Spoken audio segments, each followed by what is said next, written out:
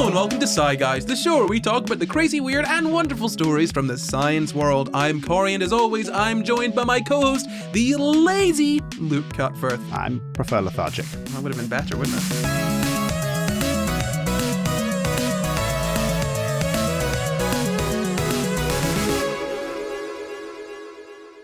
This week we're talking about skiving snoozes and the necessity of naps. But first, we have a wee comment from youtube.com. Have you heard of it? Yeah, I think I used to work there. So this one says, for the record, the scientific word for the mouth of the pee hole is meatus. M-E-A-T-U-S, meatus. There you go. I'd like to meatus your meatus. So, I've also got a question for you. The question is, and if you're listening on Spotify or any other place where podcasts are available, get to the YouTube comments and answer this question. The question is, how many hours did you sleep last night? Oh, about 7. If we added both of our sleep times together, we'd get a nice, healthy 9-ish hours. Yay! Yay! That's more than we need, isn't it? We only need 8, so that's fantastic news. Go us! We're doing so well. So rested. Hang on a sec. Were you up researching this episode? No. Okay. No, I did that this morning. No. Before we start, I do want to give a shout out to Ian is Fun on TikTok. He does science kind of things on TikTok. He's good. He's enjoyable. The reason I'm giving a shout out is because he made a TikTok on this topic and I thought, oh yeah, we've not done sleep deprivation yet. I'm going to do that. Okay. And I did it. Great. I love sleep deprivation. You like, spoilers, but you like start seeing stuff and stuff goes all kooky. To be honest with you, Luke, there are probably easier ways of seeing stuff. They're probably healthier too. So, shall we get on to this? What is sleep? Well, the thing is, no one really knows, do they? But as in, they know what it is, but we don't know quite why we're doing it. But it's where you sort of go unconscious for hopefully more than 2 hours, and you can't move or you don't move, that sort of stuff.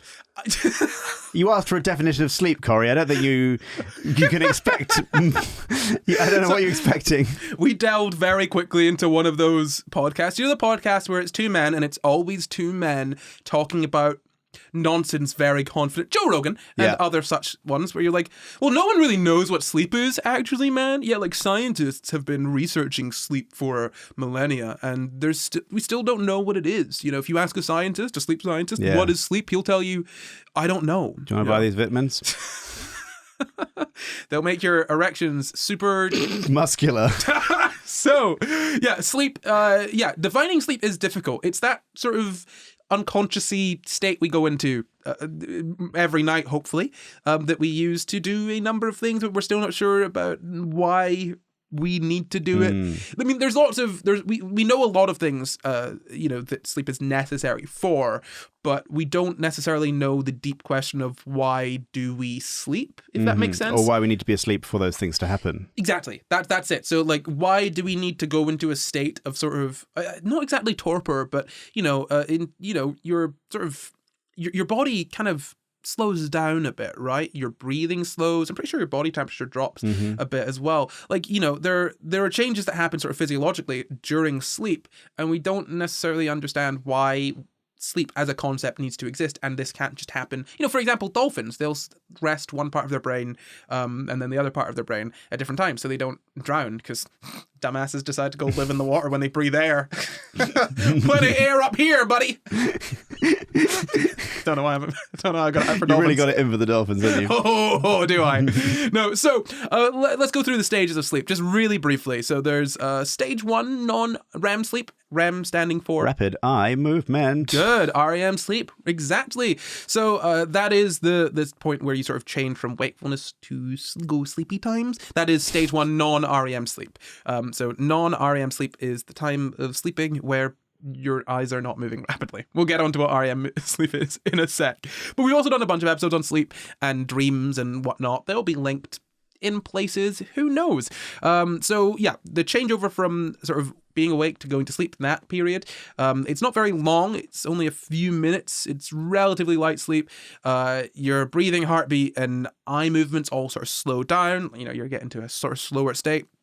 And then you start sort of to relax, but there will be sort of twitches in your muscles. Now, I haven't double checked this, but what I read when I was but a little boy, was that these sort of twitches are your body kind of testing whether you're asleep or not. Well, because this is a way to apparently get into lucid dreaming, where you just lie very, very still, and then when your body sends out a jerk to sort of your leg or your arm or something, you just kind of ignore it, and your brain, part of your brain, will start to be like, oh, I guess he's asleep because he didn't react to the the twitch that I sent along, and then you can get into a state of lucid dreaming. Lucid dreaming being the state where you can control your dreams. You have agency in them almost. This little twitchy zone, by the way, is something I have intimate experience of because my wife falls asleep much faster than me. So every night I just lie next to this thing that just has a little tiny little seizures. And I'm just like she'll be hugging me, and she'll just go like, Bleh! Her twitches are quite big as well. I was gonna say, I feel like your wife would have a big twitch. Twitches. She's a big twitcher. She seems like a big twitcher. She does. Big twitch energy. So yeah, she just sort of wriggles around for a bit, and then I'm like, "You okay?" And she's already gone. I'm so glad she doesn't listen to this podcast because I genuinely don't think I could look her in the eye like the number of times. Knowing of her big twitch energy. No, she just comes up a lot, always positive, but this is so silly. Sure. Anyway, I'll not be sure to bring it up the next time we go to dinner. Anyway, we then move on to stage 2 non-REM sleep. As you could maybe see here, the stages of sleep are broadly split into 2 categories: REM sleep and non-REM sleep. And I love that humans name things after something as simple as I go quick sleep, I no go quick sleep. Yeah, that's what it is. So stage 2 non-REM sleep. That is still a light sort of sleep before you're into a deep sleep. Again, everything starts to slow down even more. Heartbeat, breathing, your muscles, they start to really, really relax. Your body temperature then drops at that point, and your eye movement stops. So your eye movements are slowing down in stage 1 non-REM sleep, and then in stage 2 non-REM sleep, those suckers, they ain't moving. And then your brain waves sort of change as well. We've gone over this in another episode. Stage 3 are non-REM sleep. That is such a mouthful. Stage 3 non-REM sleep, that's deep sleep. So you need that, or you will not wake up feeling like you've had a good old rest. Yeah, apparently. I sometimes don't, so maybe I'm not getting deep enough. Maybe you're not getting deep enough. That has always been a problem for you. I, on the other hand, it doesn't matter how long I last. Like, I may not last very long, but I get deep. I slept for an hour and a half, and I woke up feeling amazing. I genuinely woke up this morning. We're talking about sleep now. Cool. What else would you do in a bed? Please continue. So stage 3 non-REM sleep, we've gone through that. You're relaxed. It's hard to wake you up. Your brainwaves slow. Everything sort of really, really slows down. And again, this is the refreshing part of sleep. And then REM sleep, that's the heavy hitter. That's the one that everyone wants, right? That's in this first sort of 90 minutes after a falling asleep. Your eyes, you know what they do? They do be rapid. They rapidly move. Insane, I know. Should have put it in the name, but whoa, I'm not the guy that named it. So your brainwaves then start to look more like waking brainwaves. Your breathing is faster, more irregular. Heart rate, blood pressure, they all kind of go up to waking levels as well. And then a lot of dreams happen during this point. Not all of your dreams, bear in mind, but most of your dreams will happen during REM sleep. Your arms and legs are going to be paralyzed at this point, and that's why there's this thing called what, Luke? Sleep paralysis. Yes, where if you wake up, your arms and legs are paralyzed, you can't move, and you're like, oh no, there's something on my chest, because your breathing has slowed down a bit, and so you're getting less oxygen, and your brain is just like, oh my god, less oxygen. That means something's pressing down on me. What if someone's sitting on me? What if it's a demon? What if I can't move because a demon is holding me down? And then you're able to move again, and you're like, oh, I'm fine. Okay. Or at least that's what the scientists want you to think, so you don't discover the aliens. We're not that kind of podcast. But I'm that kind of guy. Okay, so we've gone through all of these sorts of parts of sleep. I should mention as well, memory consolidation. So that's sort of like, how do I put this? Essentially backing up things into your sort of longer term memory, like taking all the things that happen in the day and like really just like kind of getting them nice and good in there. And chucking stuff out, I assume, as well. Like exactly. hippocampus stuff. Yeah, all that nonsense. Look, that doesn't matter. We've done episodes on sleep before. Go and watch those. If you want a deep in sleep thing, we have those, okay? So those are the basic stages of sleep. We'll just quickly run through the recommended amount of sleep for different ages. What do you think the sort of trend is as we're going from, say, sort of newborns up to adults of 18 and over? Well, it's definitely downward. The child sleeps more, and old people sleep significantly less. Okay, so how many hours would you think, say, maybe a newborn from up to 1-year-old would need? So I would think a newborn probably sleeps roughly the same amount as like a cat. So like 15 hours, something like that. That's good. 12 to 16 Okay, usually. Yeah. well, that's 15 and's in there. No, 15 is between 12 and 16. Thank you very much. Good. Thank you. I didn't make maths, you know? I wasn't the guy that did it. That was like Isaac Newton or something. So then you've got kids from 1 to 2. They go down to about 11 to 14, including naps. And then kids from 3 to 5, 10 to 13, including naps as well.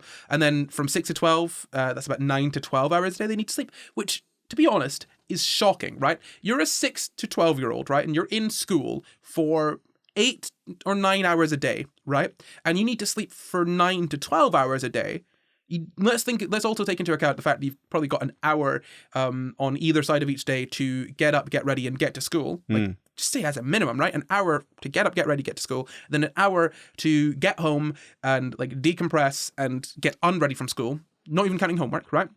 So already school's taking up maybe like what, 10 to 11-ish hours a day. Sorry, how long were your school days? Are school days not 8 hours? 6.5? I don't know how long school days. Like, 9 till 3:30.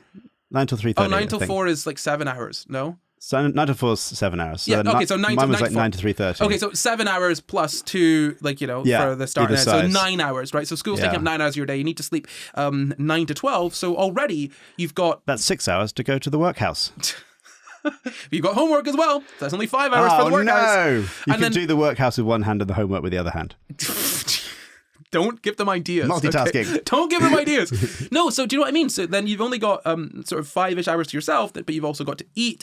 You've also got to do other things, maybe clubs and whatnot. Like, we're not, you don't give kids enough sleep, which isn't really very good. You know, it's not great. That's obviously why school days are probably shorter for younger kids, right? They're usually from 9 until 3, Yeah. 3:15, 3:30. I don't know. It's been a while since I was in school. So, from 6 to 12 years old, that's 9 to 12 hours a day, as I said. Then teenagers, they need 8 to 10 hours a day, but they could actually need longer as well, apparently. Like, you know, teenagers need quite a bit of sleep. Why do you think, you know, newborns up to teenagers need this much sleep? Because they do be growing. They do be Especially, growing. like, and teenagers are like growing in a different way. Like they're just like changing as Yeah. well, not just growing bigger. They're just like metamorphosizing. That's true. Yeah, well, I mean, to be fair, babies do. I mean, newborns have got like their skulls are Yeah. fusing together. They've got bones forming, and they are packing on mass. Like, if you really think about this, it is insane that a baby doubles in weight in a like doubles its mass multiple times Yeah. over such a short period, right? From the age of like newborn, like I was, is it pounds? I was like 8 or 9 pounds or something. I was big. Okay, I was a big baby, like 8 or 9 pounds or whatever, right? I went from that to God, like You went from that to God? I went from that to God. You've got a very high opinion of yourself. I'm God. Look. From an 8-pound baby to God. Oh, if Jesus can do it, I can do it, okay? I didn't get myself put up on a cross as well. Take that, buddy, okay? I'm winning here. But do you know what I mean? Like, I went from that to, you know, easily like 50 kilograms as like, you know, somewhere in my teens, Yeah. right? You know, and that's only like, let's say maybe like 12, 13, 14, 15 years, and you gain that much mass. That is insane. Like, you're eating and it's just becoming part of you. Wild. This is an episode about sleep deprivation, and yet I'm talking about babies growing, which is insane. We don't think about how crazy it is that babies grow. We've become too accustomed to it, okay? It's weird. And then adults need 7 to 8 hours a day, right? And people will say that, you know, oh, well, people can get used to lower amounts of sleep, but that's actually not super true. We do see that there are some issues with not getting the proper amounts of sleep. So if you're like me and you struggle to sleep, like for example, you procrastinate it like I did last night, I was very able to go to sleep and get a good 3 or 4 hours, and I stayed awake for an hour or two, not doing anything, just not really feeling the sleep. Very tired, but just like, not right now. It's not giving right now, you know? Is that what the kids are saying? I don't know. So It's not given sleep. it's not given sleep. Curry not being given sleep right now. Okay, so that is sleep generally, and how much sort of sleep we need. And so if we talk about sort of sleep deficiency or sleep deprivation, that's obviously when you don't get enough sleep. Who do you think is at risk for sleep deficiency? Oh, interesting. Okay. People who work shifts at nighttime. Yes, very Because good. there's medication you can be given to take. You can take the medication that's like, this is how it's like a shift work disorder or something like that. So those people with insomnia. Yeah. Probably people with newborn children. Yeah.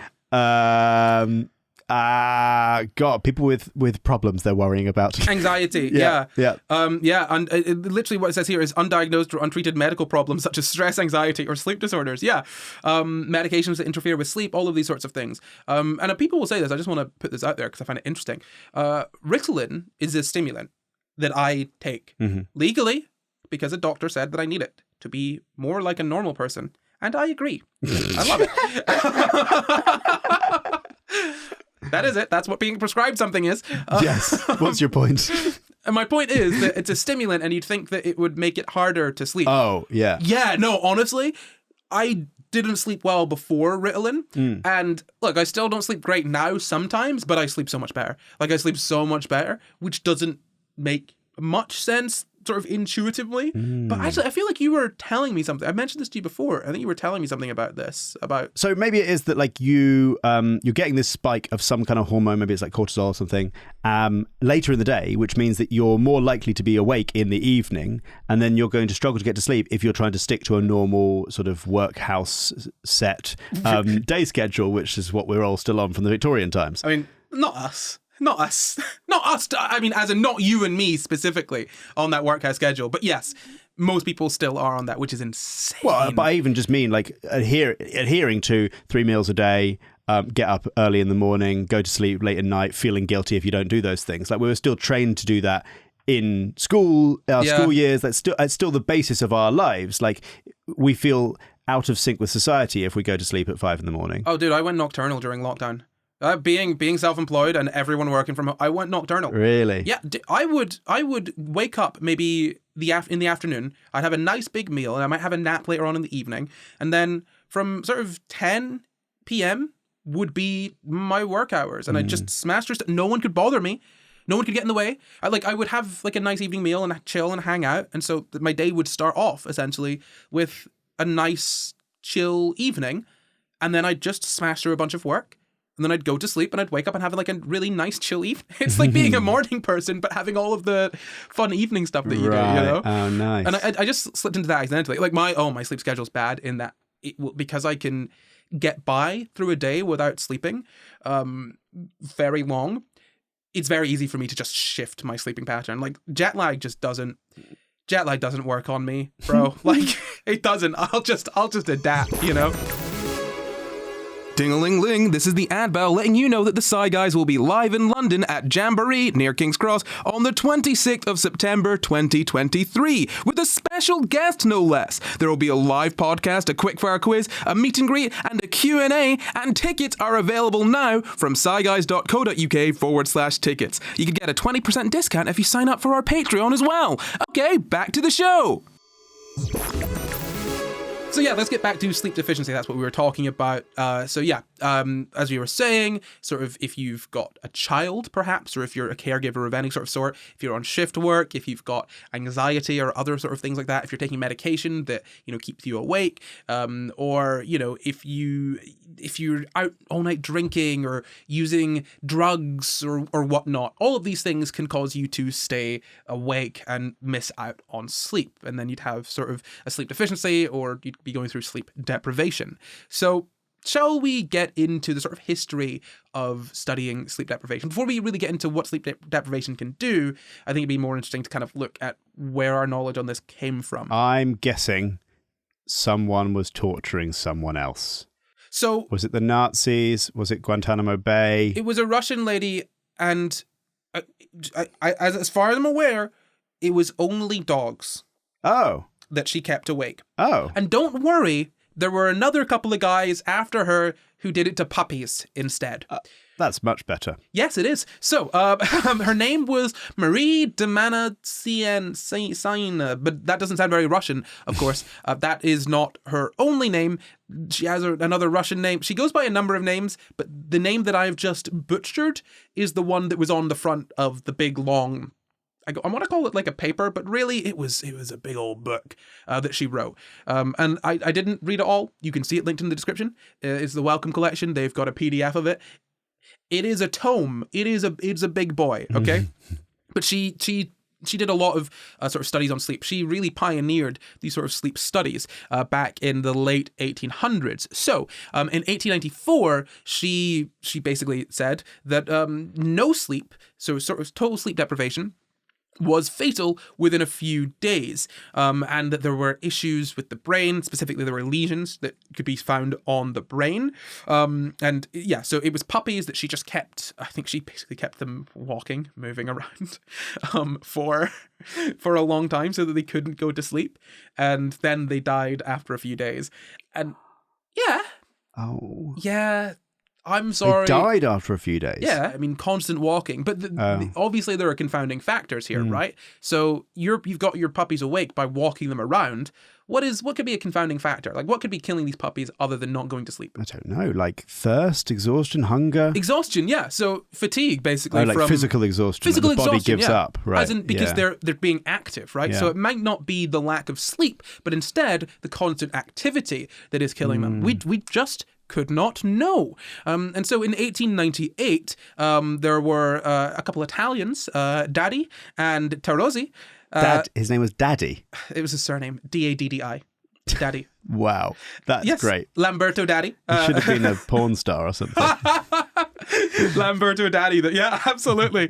And Giulio Tarozzi. They kept dogs awake by walking them also, but they died after 9 to 17 days. And apparently, like, eating food didn't relate to their sort of survivability, right? So it wasn't down to not eating enough. So they sort of looked more closely at this, and they found, in the spinal ganglia, neurons of the spinal ganglia, there were sort of issues there. So they've kind of more pinpointed where there are some issues when you keep sort of a dog awake for days and days on end. And they did a few more sort of tests. They wanted to see what was going on more specifically. So I'm pretty sure they kept the dogs in a cage, a metallic cage, to stop them from being active, and kept them awake in different ways. So to basically get rid of the factor of whether or not it was the activity that was sort of killing them there. So the dogs survived about 2 weeks, roughly the same amount of time, 9 to 17 days, 2 weeks, 14 days. So roughly the same amount of time as the active dogs, and the same changes in their brains, the same degeneration was observed. They could find the same issues there. And so basically, there were still some issues of whether sleep loss was specifically to blame, or whether it was exhaustion or sensory stimulation, because to keep the dogs awake, you can either keep them active, or like just keep them keep them awake by shocking them with like sensory stimuli, right? Out of interest, what is the difference you're drawing between sleep deprivation and exhaustion? Because I would have taken exhaustion to be like the physical toll on the body, but we're also using exhaustion when they're not moving. Physical exhaustion. No. So, okay. So physical exhaustion, as in exerting oneself to the point of death, right? That could be the case for walking, like basically walking puppies to death. If you're that's how you're keeping them awake, right? If you put them in a cage, they're not walking anywhere. So it's like, okay, cool. We're not going to walk them anywhere. So we're going to keep them in a cage, and we're just going to keep them awake by just blasting them with stimuli to keep them awake, right? And it's that overexposure to a sensory stimuli that could also be killing them, right? It could be like if we're being sort of scientific here and we're thinking about this, it could be instead that it's not sleep loss that is killing these dogs. It could just be that overexertion, like exhaustion, physical exhaustion from too much physical activity kills you in a similar way to overexposure to sensory stimuli kills you, right? That could conceivably cause the same outcome. We've not like at that point in the late 1800s, we hadn't specifically found that it was sleep loss that was doing this, right? Now we obviously had a pretty good idea, but we couldn't rule out other causes, absolutely. But these were the sort of first experiments to really try and figure out how sleep loss affected people, and specifically to also relate sleep and sleep loss to specific parts of the brain. And essentially, these also pointed out that sleep is important, like not just important, but imperative. Like, you must sleep. These are sort of first experimental sort of, I guess, proof of sleep being necessary, despite the fact that obviously, throughout human history, we have come to that conclusion without empirical evidence. Yeah, it's such a strange thing that we were just going around. Like, so this is an experiment in the 1800s, right? We're studying, like, well, what happens if we don't sleep? And until then, you just have these things about life that you just never question. It's like, I need to go to sleep in the 1500s. And you never go, what? Why? What am I doing? What is sleep? Why do I have to do it? And it takes like thousands and thousands of years of human evolution for someone to go, Well, to be fair, probably toiling away as a serf, you don't have much time to think about, why am I doing this thing? You're like, gotta toil on the fields. But there were some richies. Why were they not doing it? They were thinking about sleep. The ones with anxiety became philosophers, and the other ones... Prove me wrong. Every single philosopher was neurodivergent or mentally ill. Prove me wrong. Prove it. You can't do it. That's not a position I actually hold. No. But I think I've kind of convinced myself of it, actually. I mean, maybe they're overrepresented. I would say so. Neurodivergent or depressed. Not necessarily just depressed. Okay. Any clinical, mental They'll health all issue. do. Anyone. Take your pick. A big old barn. You want to have anxiety, huh? Go ahead. No, so yeah, I mean, we started to really get to the roots of this in the late 1800s. That would be 1897, 1899 sort of time. So by basically just keeping puppies awake. And we're going to skip way, way, way, way, way into the future, way past the 1800s to the 1900s, specifically 1959, otherwise known as 1959. Colloquially. Yeah, to the plebeians. So have you heard of Peter Tripp? Was he be tripping from sleep exhaustion? I think I've heard the name, but I can't remember why. So there is a guy I know who just kept himself awake. Yes. To see what would happen. Well, yeah, okay, yes. Do you know anything more about the story? To keep himself up. It was either to see what would happen or because he wanted to hallucinate. I can't remember which way round. It was neither of those things. So Peter Tripp was born 11th of June 1926. He did the top 40 countdown for Kansas City's WHB and later at New York City's WMGM in 1955, I believe. And then in 1959 decided to host a wakeathon for charity and to break a world record. So the plan was to stay awake for 200 hours, which is how many days roughly? Over how many days roughly? Over 8 days. That is correct. It is over 8 days. Yep. Yeah. Days are 24 hours. I don't know why I lived there. Days are 24 hours. Excuse me, define days. Days? In hours. 24. Oh, wait, hold on. Wait, no, I'm talking about like a day or... Shut up, Luke. Alfie days. Wasn't expecting that. So the wakeathon was in 1959, staying awake for over 200 hours, as I said. Well, 200 hours, actually. And a lot of this was done in a glass box in Times Square.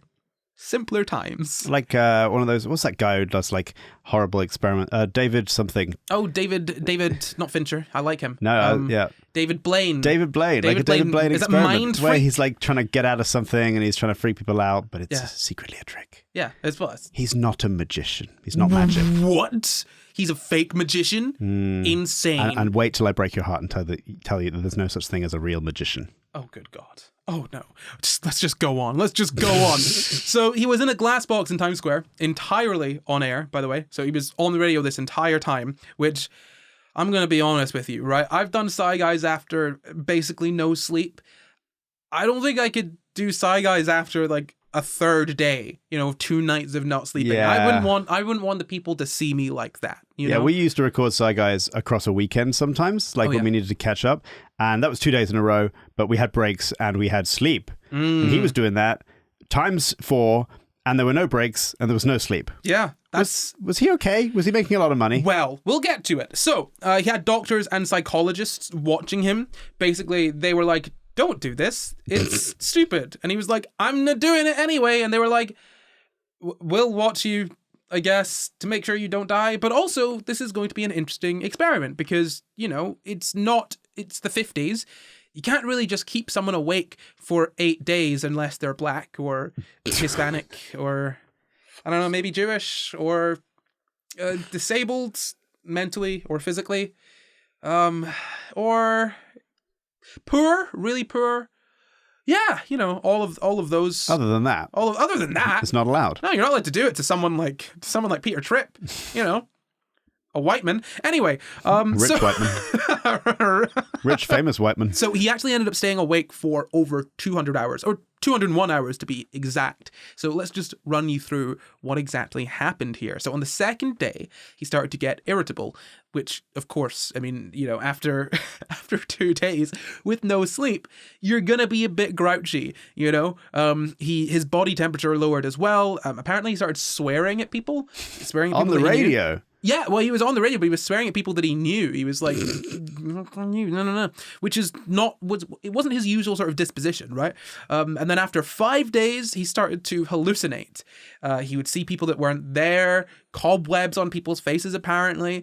I can't find a lot of really great information on this. I've got a few resources linked down below, but it's pretty limited, you know, and a lot of it, you know, after, you know, 60 odd years has kind of been a little bit sensationalized. So it's really hard to dig down into what actually happened. So what I'm saying here is what I'm pretty sure actually happened. You know, I'm getting rid of all the other stuff. So, you know, second day, irritable, swearing at people, understandable, right? We've all, I'm sure, like all of us have probably pulled an all-nighter at least some point in our lives. And, you know, even if you can last with no sleep, an all-nighter is a completely different situation. It's just rough, you know? It's just hard. I've done that, and then I felt like I was seeing spiders out the corner of my eye. Just in the periphery, I'm like, oh, a spider, and then I look and it's another. Yeah, I have been tired enough to vaguely hallucinate. That's when I know I got to sleep. I'm like, oh, my brain is making things up. Yep, time to go night-night. So after 5 days hallucinations, as we said, cobwebs on faces, random people that aren't there, after the experiment, he slept for about 13 to 22 hours, depending on who you ask. Wow. No, right? 22 hours. Almost an entire day. Probably the best sleep of his life as well. Well, it wasn't, though. It was still kind of disturbed. I mean, it was a deep sleep, but it was still kind of a disturbed, not great sleep. Apparently, after the first few days would be sort of worst in getting back to some semblance of normalcy. And your sleep would be kind of disturbed because you've not slept for 8 whole days, which is insane. That is like, so like some parts of you might be trying to wake up because they think it's the daytime, and other parts of you are exhausted, so they're trying to stay asleep. Exactly. Like, you're just all over the place. Your body, like you've really thrown yourself out of rhythm, right? Yeah. Because you need to sleep like, pretty much every night, and if you miss it, it's not just like you can catch up the next day. Yeah, I heard that you can't catch up on sleep. It's like you've done some damage to your body. You can't sleep more and undo the damage. Yeah, I mean you can. It's in a sense that you can't just sleep more and that's it, fine. Yeah.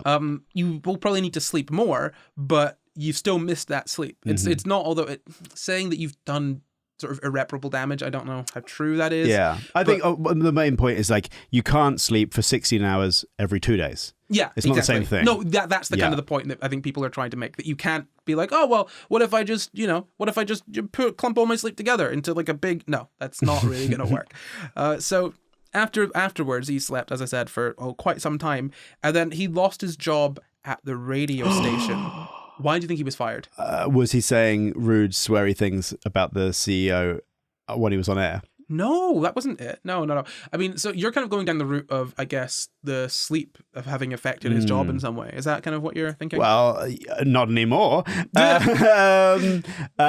Because there was some kind of legal challenge. He was fired because he took $36,050 in bribes before the experiment. From who? I don't know. I literally have no clue. For what reason? Look, I left it at bribes. So I thought just that's entirely funny. Unrelated. He took bribes. But $36,000 in 1950s money, which Yeah, is a lot of money. A lot more money now. That's not just 36 grand. That's quite a bit more.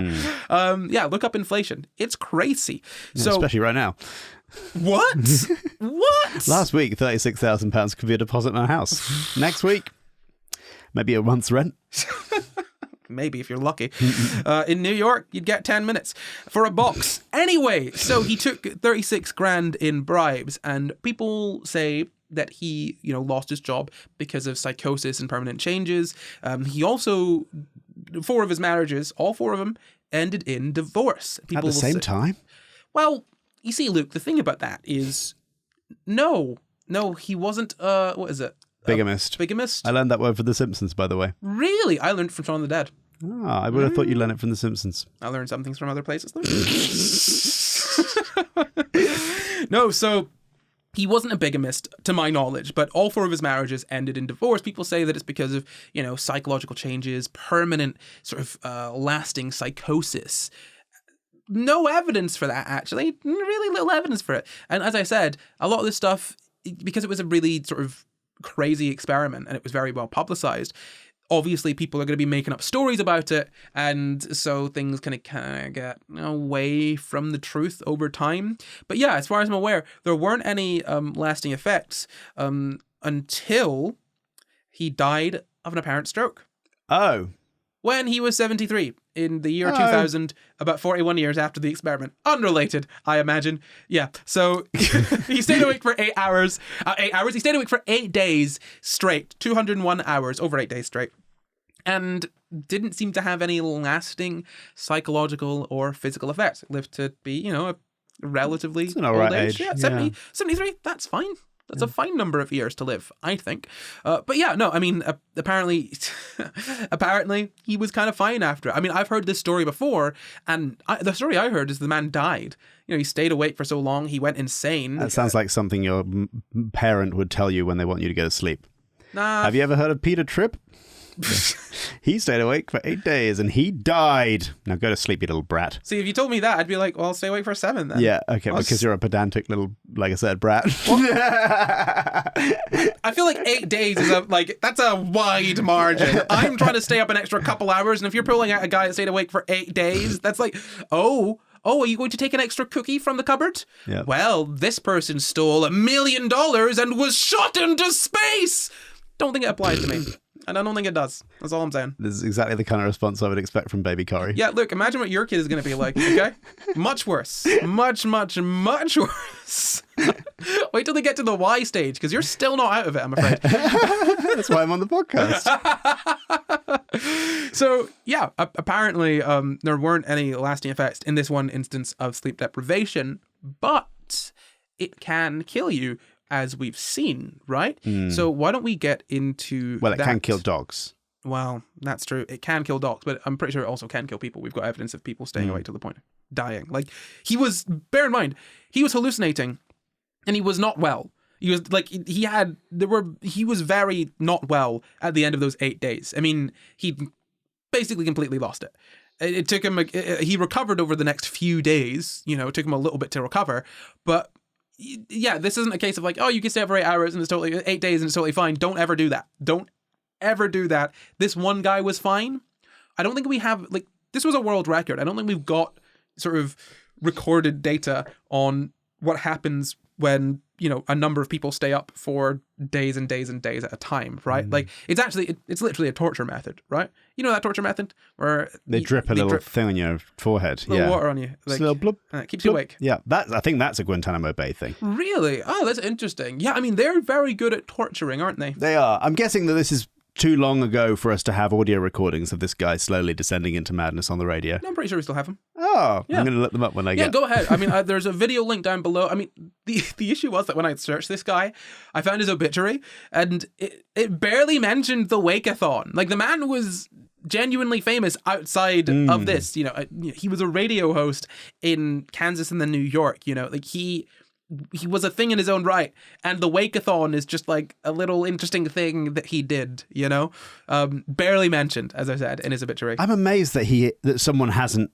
broken this record on a Twitch stream. I think someone has. Okay, right. I was going to say, because this is such ripe like space for I'm trying to break the world record Twitch stream? So the world record is 11 days and 24 minutes. God. A 17-year-old in 1963 to 64 stayed awake for 11 days and 24 minutes, 264.4 hours, and that the previous record was 260 hours. So a Stanford sleep researcher was there. We can probably get into these studies more, in another episode or whatever. I just kind of wanted to... There are some other studies I really want to look at that are more actual experiments than these sorts of things, right?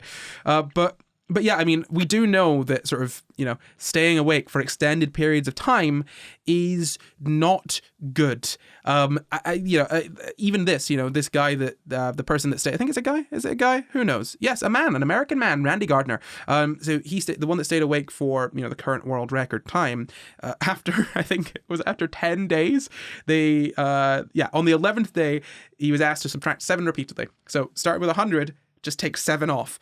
And apparently he stopped at 65. And then he stopped at 65. They asked him why. He was like, forgot what I was doing. Oh, no. Yeah. No working memory left anymore. No, exactly, right? I mean, you've probably experienced this if you've stayed awake for an extended period of time. Like, I mean, I did a SCI GUYS episode, a little while back. See if you can find it. Did a couple of SCI GUYS episodes, having slept maybe about an hour, 2 hours-ish, and having slept very little the night before as well, which... I can do a SCI GUYS day on a couple hours, right? No bother. You will probably not notice. That day, I was watching the episode back and I was like, I got a lot of ums to cut out. I could barely string a sentence together. I swear to God, honestly. Good job the NHS gives you free speed.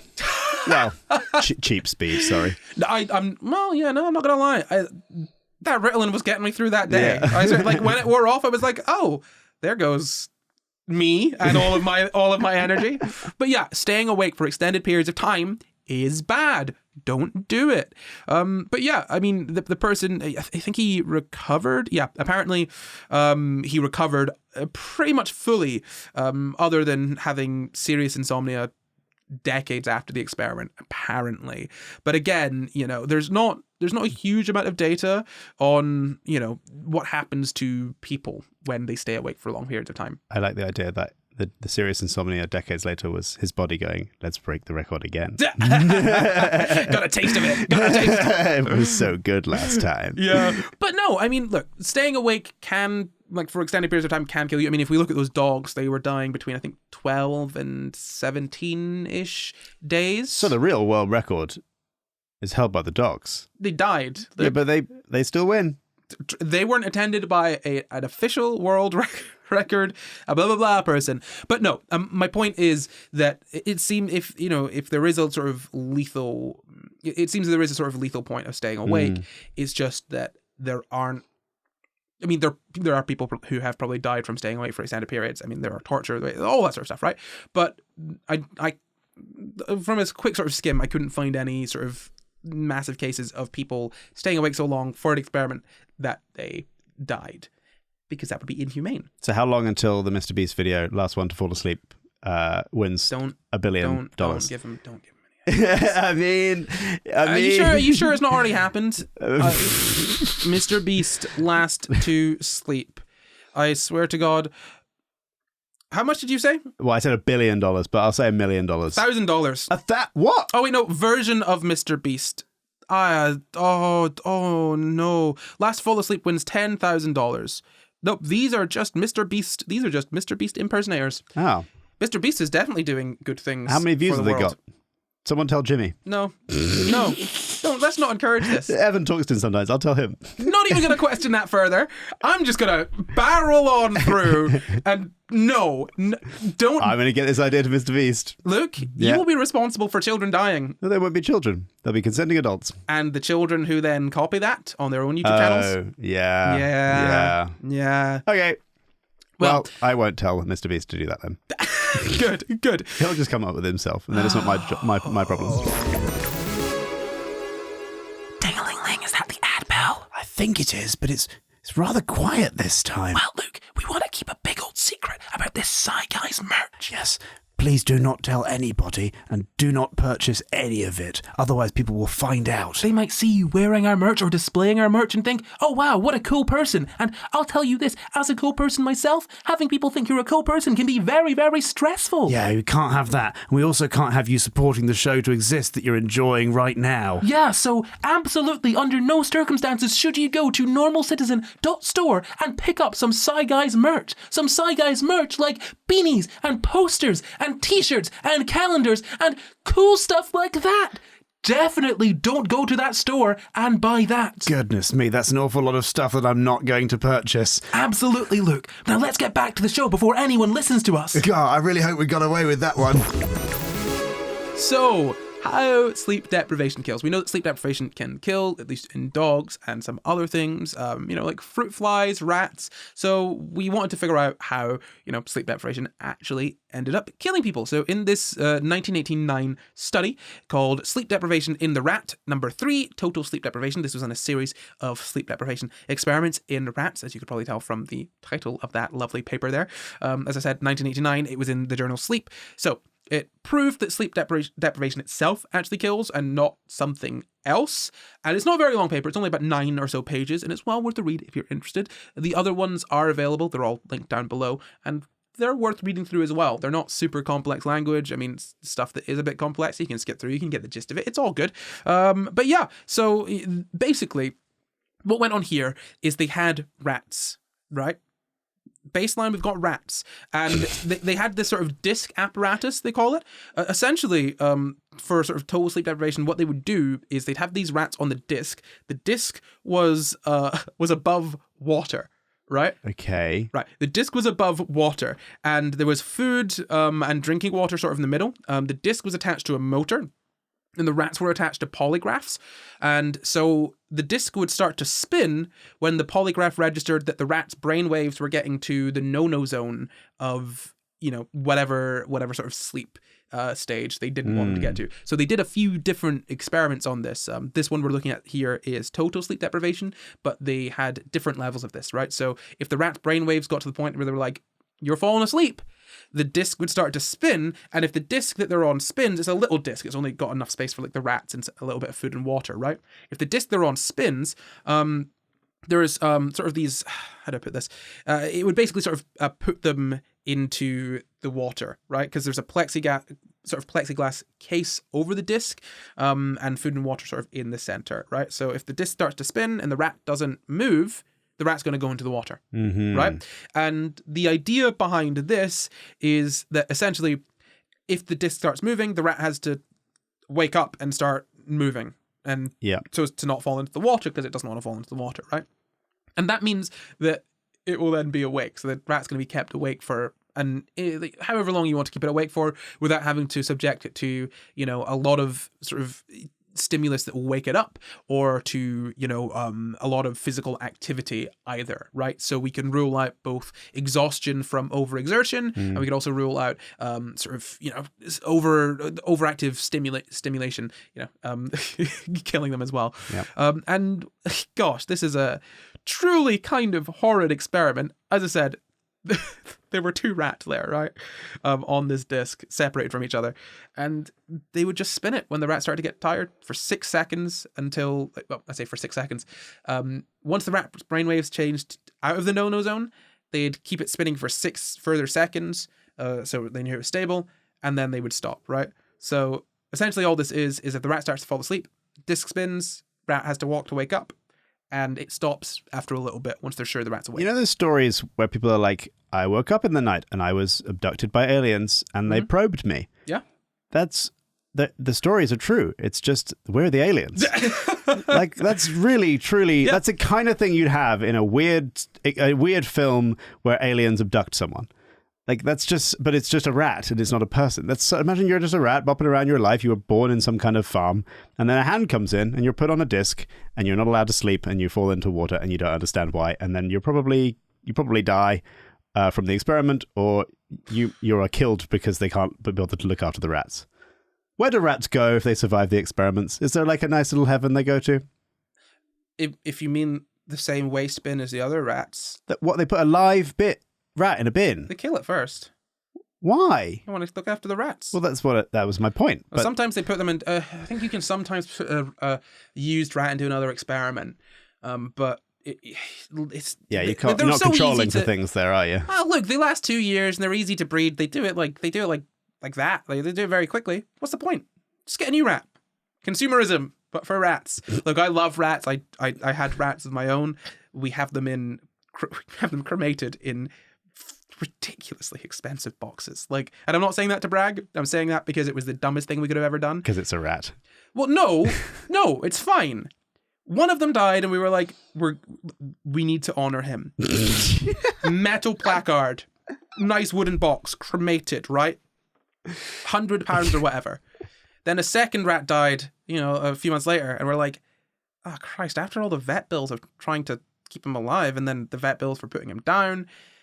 Now to pay to put him in a nice box. Wow, we got another rat after this to pay for as well. So we realized that we ended up actually spending about £30 to get the rats themselves. That's how much they cost altogether. All 3 rats cost £30.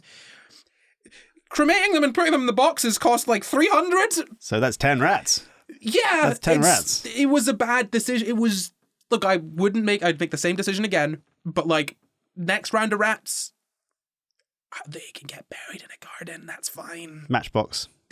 Shoebox. Bit big for a matchbox, but yeah, shoebox. They fit comfortably in a shoebox because I took a dead one in a shoebox to the vet to get cremated.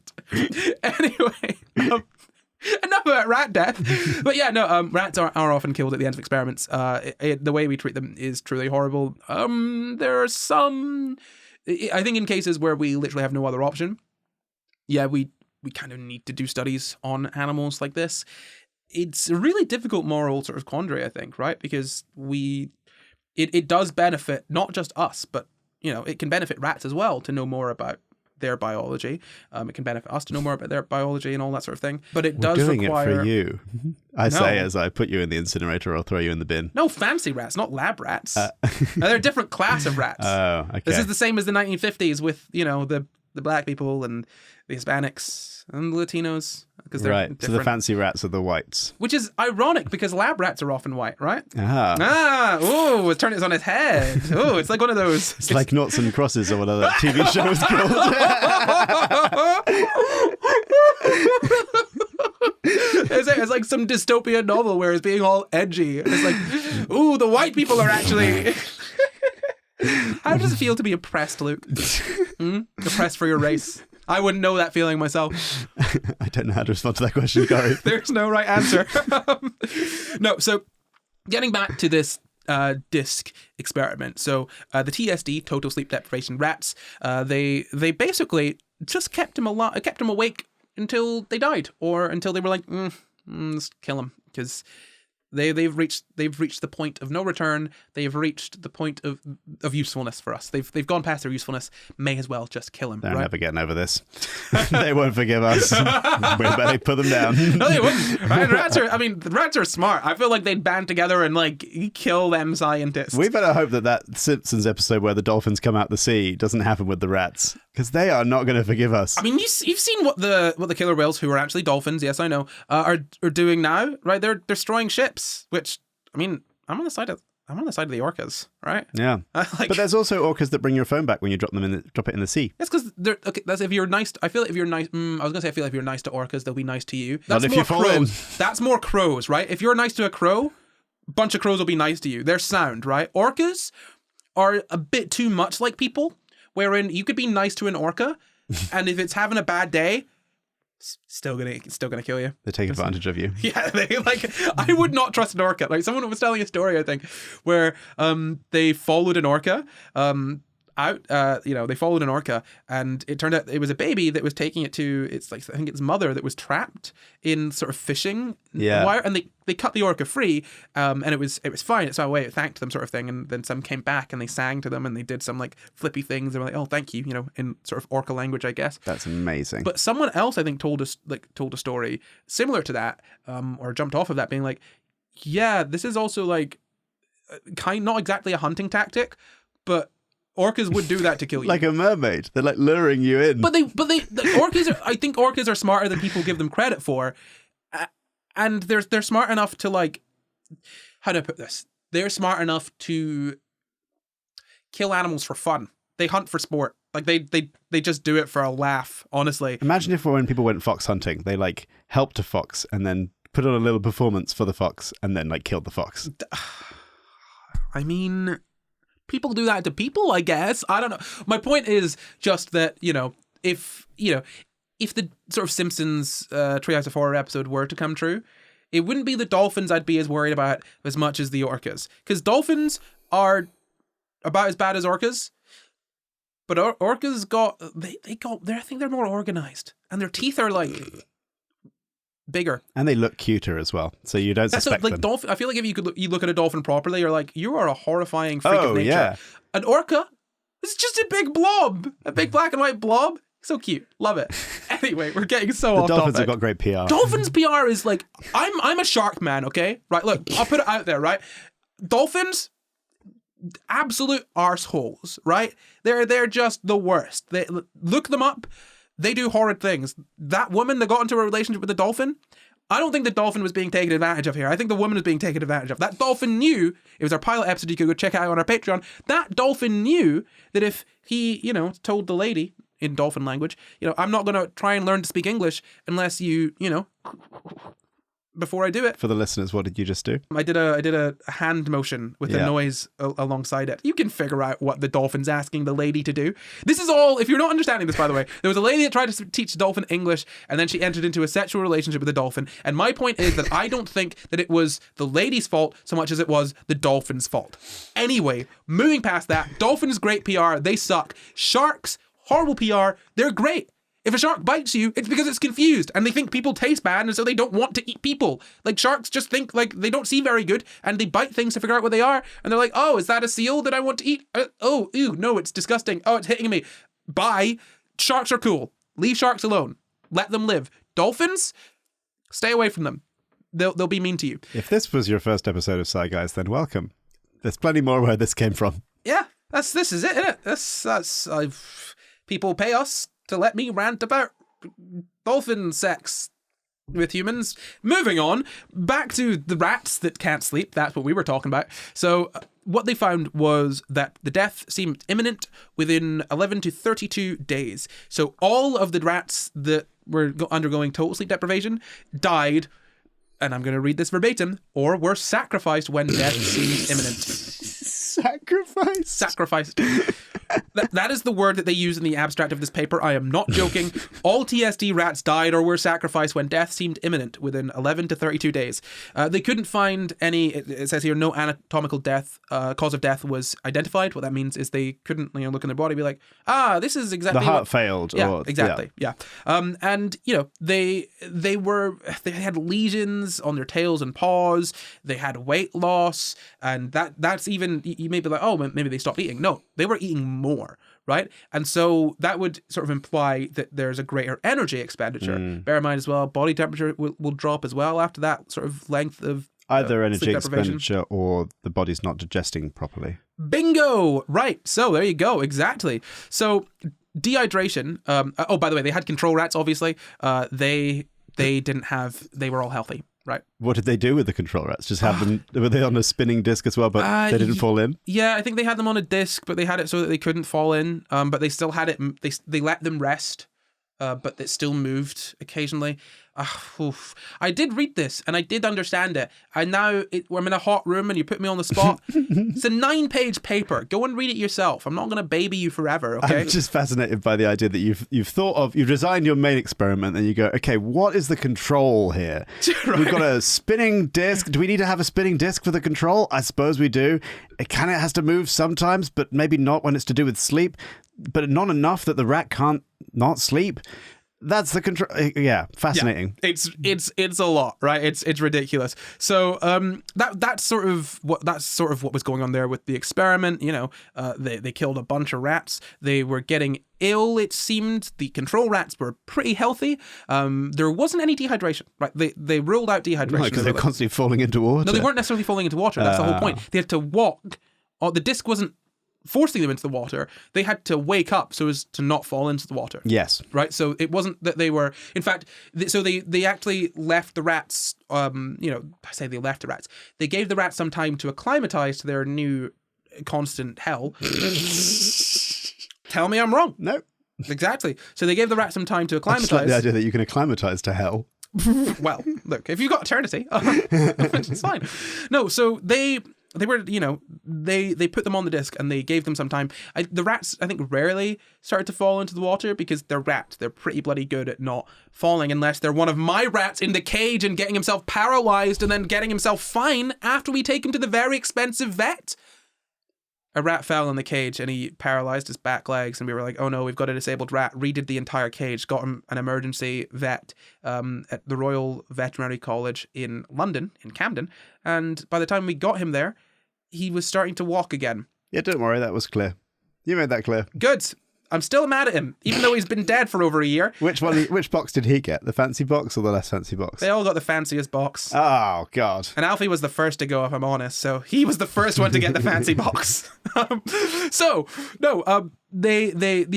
let the rats acclimatize, so they weren't always falling into they knew what was going on, right? They weren't falling into the water constantly. They knew they had to move to not fall into the water because they didn't want to do that, obviously. So they weren't dehydrated, and they actually ruled out lack of nutrient absorption there.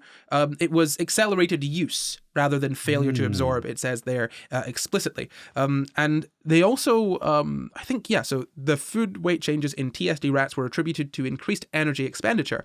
And so they measured energy expenditure, obviously, on the caloric value of food, weight, and wastes. So basically, this is something that bugs me, right? We did this in an episode, I think, on obesity or something, wherein I spoke about the laws of thermodynamics, in that you can't gain weight without having an excess of energy. And people took issue with that. And what I mean by that is very, very, very, very simply that if you do not have energy coming, if you've not got more energy coming into your body than you are expending in your body, you cannot, there's no way for you to gain mass. You would be pulling mass out of nowhere if the input output wasn't matching up. Yes, there are things that can affect how much sort of fat you sort of produce and all of these sorts of things, but at the most fundamental level, you can't gain mass without taking in mass. And so it's a sort of easier way to sort of figure this out. You look at the calories in the food, the weight of the rat, and the weight of the wastes, right? And you get a rough idea of energy expenditure from that. And that showed that the energy expenditure increased, actually more than double their baseline values, which is insane. Doubling your energy expenditure? That's mad, right? So that's the sort of overview. And as I said, it was in a series. So the previous study was published in 1983. The one I'm talking about now was published in 1989. But in the previous study, they found that total sleep deprivation resulted in death, along with a bunch of other symptoms, kind of the ones I listed there, lesions, along with behavioral symptoms and all of that sort of nonsense. And that study, the 1983 study, is linked below as well. And they used the same setup in this study with the spinning discs. And the idea behind doing again was not just to torture rats, it was to figure out, more information on what's actually causing the deaths, and also trying to replicate the results. So they'd already shown in a previous experiment that, total sleep deprivation is 100% what is killing these little rats. Let's do it again, but better. So, I've already explained the sort of whole disc thing to you. As I'll just quickly recap, the rats were on a spinning disc suspended above water. There was a plexiglass cage above the disc, and the rats were also connected to a little polygraph, so that it could sense the little brain waves and write down on a little bit of paper. And whenever they had no brain waves, they're falling asleep. Disc spins. Rats have to move to not fall into the water, and So basically would wake up, walk opposite to the disc rotation to avoid being taken into the water. After about 6 seconds out of the forbidden, no-no zone, the rotation stopped. And the results, so they said at sacrifice or death, the 9 rats showed the following signs. They were all extremely debilitated, of course. I'm not exactly sure what this means. I thought it was interesting, but I didn't look into it. I didn't have the time. Formally rated rats had ratings of 5.5 or 6 on the 1 to 6 appearance rating scale. Which They were not hot anymore. These rats are not hot. Get some sleep. I love that the sexy rat scale goes from 1 to 6. 6 for a sexy rat. No, 6 being sick rat, not sexy. Sexy rat, okay. Yeah. So these rats were not looking good. In their last 24 hours, it says that 7 rats showed temperature declines to more than 3 standard deviations below their individual baseline means. That's a lot. They moved down quite, they measurably, their body temperature dropped. The other 2 rats of the 9 showed declines of more than 2 standard deviations, so, not quite as much, but still drops below. They all had edema of the paws, so they also had their peak food intake apparently also decreased. 7 had motor weakness. Only 2 had notable declines in waking waking EEG amplitude. So their brain waves declined whilst they were awake. That only happened in 2 of them out of the 9. But apparently the number of disc rotations required to keep them awake when they were almost dead, it's near terminal TSD, it declined. Right? So, so they were less, when they were getting closer and closer to death, they were falling asleep less, basically, is what that shows. It says this might partially reflect an inability to generate high amplitude EEG activity. So essentially, right, their brainwaves just ain't working right? And none of the other rats showed, the control rats showed any of those signs or any indication that they couldn't have continued to live under the same conditions, right? So the rats that weren't being kept awake constantly, still very sexy. They were fine. They were like, oh, I don't know what's going on with these guys. I'm all good. It's because you're getting your beauty sleep. And so beauty sleep, is very clearly kind of a thing. You want to stay a 1 and not become a 6? Get your beauty sleep. Exactly. And if we talk about recovery, so there were 10 total sleep deprivation rats. One of them actually, I think, died. One died kind of not accidentally, but just it didn't die in the right way. So they kind of removed it a little bit from the results. You can see the specifics if you go and look at the actual study, but just know that they had 10 rats, and we're only really looking at 9 rats for sort of a lot of this. But of those 10 rats, 7 of them they just sacrificed because they were like, yeah, you're gonna die, and I just don't feel good about this. Please don't make me continue. They were like, okay, well, I'm just gonna euthanize these rats. You may finish the experiment, but first you must kill the rat, and then you can stop the experiment. I mean, it's almost like a mercy killing at that point. I mean, you'd put them in the position, so how much mercy have you got? But you know what I mean. So one of them died after 11 days of deprivation, which was insane. So they wanted to try and evaluate recovery in one of the rats. So basically, okay, we've kept you awake almost to the point of no return, and then we're just going to let you sleep again and see what happens. But they accidentally let it pass the point of no return. Oh. So the eternal sleep. Yeah. So 22 days they kept it awake. This little rat. Yeah. And it was only sleeping sporadically, and then died 64 hours later. Oh man. So over 3 weeks it stayed awake, and then it just couldn't get back to normal sleep, and it just died from sleep deprivation. Rest in peace. Bloody hope so. So that was counted apparently as a TSD death, total sleep deprivation death, with survival time of 22 days, which was the point that it would have been it would have been euthanized, basically. I don't know why they keep on saying sacrifice. It keeps on throwing me off. It was the point it would have been euthanized. Because normally sacrifices to a cause. Right, exactly. What's the cause? Science. Sleep science. They would have killed it at 22 days if they'd known that was the point of no return. But they, whoopsie daisy, and then the 10th rat, as I mentioned, died accidentally during a blood drawing procedure after 14 days of deprivation. It wasn't included in calculations of survival time. So it was included in some other stuff, but they were trying to take blood from the rat after 2 weeks, and They weren't very good at it. they killed it. Which, I'm not gonna lie, honestly, getting a needle into a rat is, I've seen it happen so many times. They don't like it. They don't like it at all. I remember one of the rats, talking a lot about rats in this episode, one of them had like this massive abscess on his face, and we were like, oh cool, he's gonna die, awesome, like that's great, that's a great thing to happen to us again after this other rat. Wow, Two of them it's so were, self-centered. This poor rat's got an abscess on its face, and you're thinking about yourself. he was more or less fine. That was the crazy part. He was genuinely more or less fine.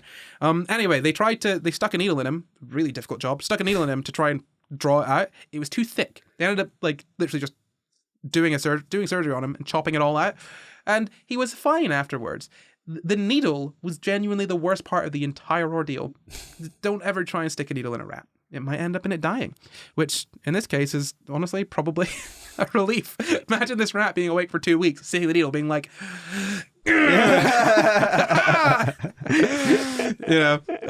Checkmate. Exactly. So that's the total sleep deprivation in the rat experiment. So that was in 1989, I think I said. Yeah. So the year of our Lord Taylor Swift. She came to be in the same year that we found out that actually, yes, sleep deprivation is what kills you. Are those two things causally linked? I don't know. Did us finding that out lead to Taylor Swift? You know what, Luke? I can't rule anything out. I really can't. I would like to see that correlation, not causation graph. Was it called spurious correlations? Numbers of Taylor Swifts in the world, 0 to 1.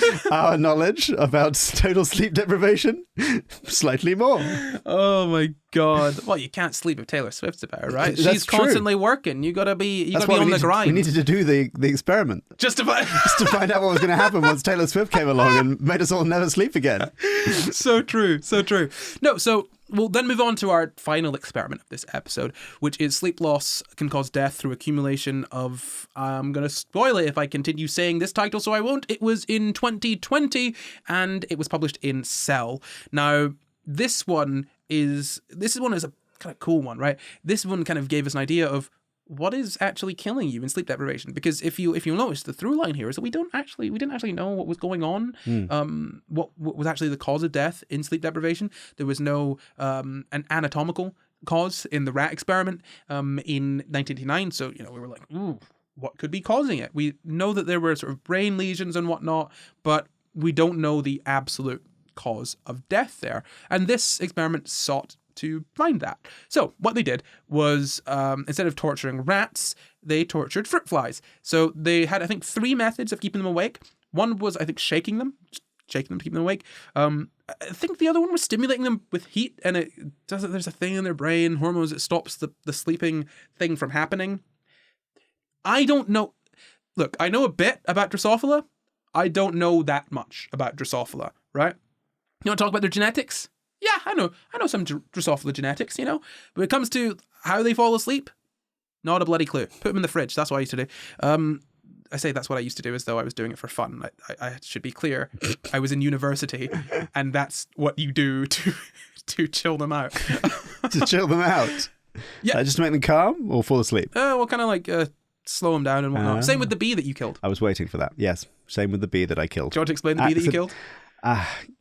Oh, do I have to? So, yeah, apparently I saw a thing online that was like, you can have a pet bee on a string if you get a bee and you put it in the freezer, and if you put the bees in the freezer, they just fall asleep. And then you can tie a string around them, and then they wake up perfectly fine, and then you have a bee on a string. And I did that successfully with the second bee. And the first bee? The first bee I forgot about, and then it wasn't actually dead when I found it. It did come sort of back to life, but not enough to do anything. Or for very long. Or for... Yeah. This is very much like that rat they put past the point of no return. You're like, well, look, it wasn't dead when I took it out of the freezer, So did I really kill it by putting it in the freezer? Yes, Luke. Yeah, not my finest moment. I did kill a bee. Bad vegan. Bees kill themselves, so They do. It's fine. It's fine. He might have stung me and then he'd have died anyway, so... And he was sleeping, it was fine. Can you stop victim blaming, mate?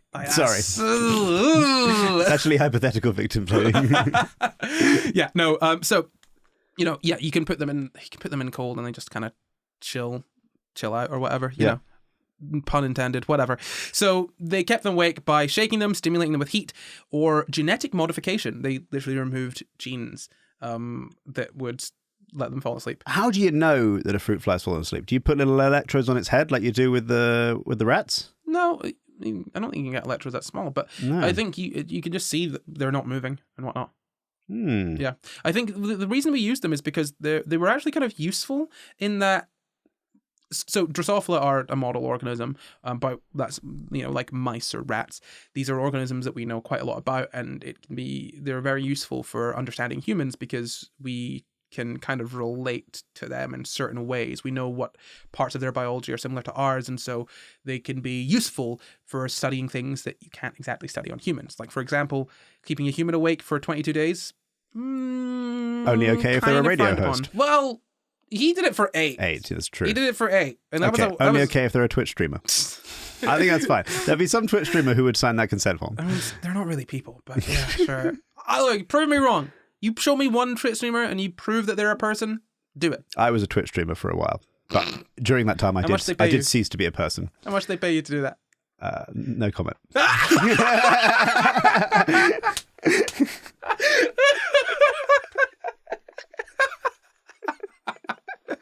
No, I actually did. I got paid because I was a Twitch streamer, but I actually just did it because it was the pandemic. And you now, goodness me, that paid some of my house. That was a good time. But no one remembers you now.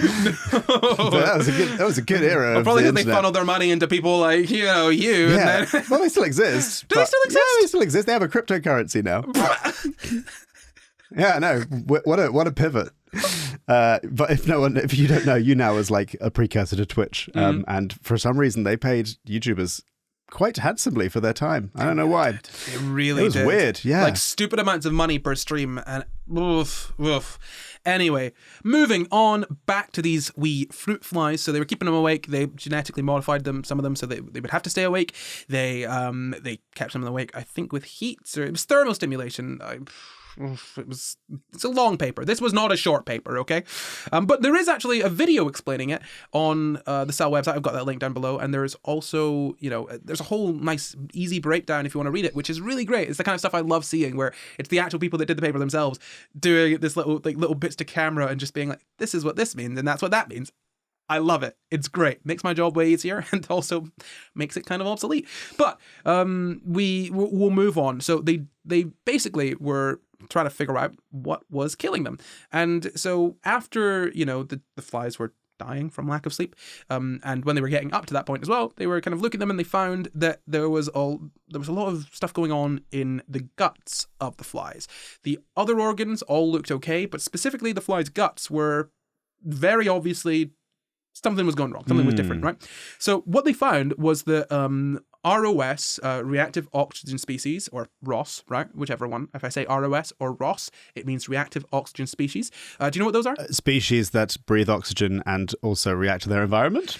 No, so it's when I say species... Or they react oxygen with stuff? No, so it's not species as in living things, as in oxygen that is reactive, right? So do you know antioxidants? Yes, yeah. Right. I wondered if this was going to have something to do with antioxidants, because you clear those up in your sleep, I think, don't you? Yes, exactly. So reactive oxygen species, they're a normal thing. Antioxidants, you'll know about antioxidants. Those are against those reactive oxygen species, essentially. So they are reactive oxygen species, ROS, ROS. They are highly reactive sort of chemicals that are formed from diatomic oxygen, and diatomic means two oxygen atoms joined together. Yep. There are a bunch of diatomic molecules, diatomic elements. They basically come in pairs. Is what you need to know. They make molecules with two of them. I think. Oh gosh, am I going back to high school chemistry? What's another diatomic molecule? Is chlorine, maybe? Not chlorine. Chlorine, maybe? Oh, why am I doing this? Why am I putting myself on the spot here? Oh, okay, do you know what? I'll check and I'll maybe cut it out, or maybe I won't. You can see how silly I am. But yeah, there are some elements that basically stick in pairs, right?